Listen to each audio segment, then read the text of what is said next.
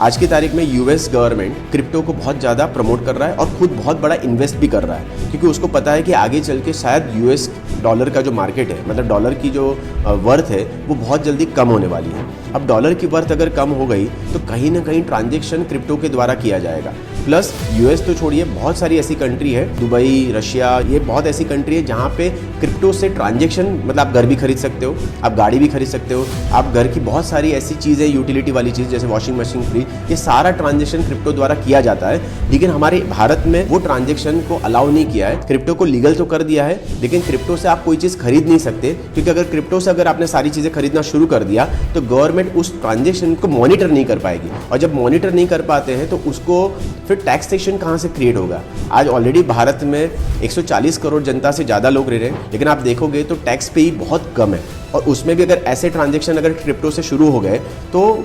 मतलब भारत बनाएगा कहाँ से टैक्स। और जब टैक्स बनेगा ही नहीं तो भारत के ऊपर जो रोड्स हैं या जो इंफ्रास्ट्रक्चर के ऊपर जो डेवलपमेंट हो रहा है, मेट्रो हो रही है, ये सारी चीज़ों का खर्चा कहाँ से निकालेगी गवर्नमेंट। तो इसलिए भारत में ज़रूर उसको इतना तवज्जो नहीं दिया गया है, लेकिन आउट ऑफ इंडिया बहुत सारे ऐसे कंट्री हैं जहाँ पे इसको तवज्जो दिया गया है।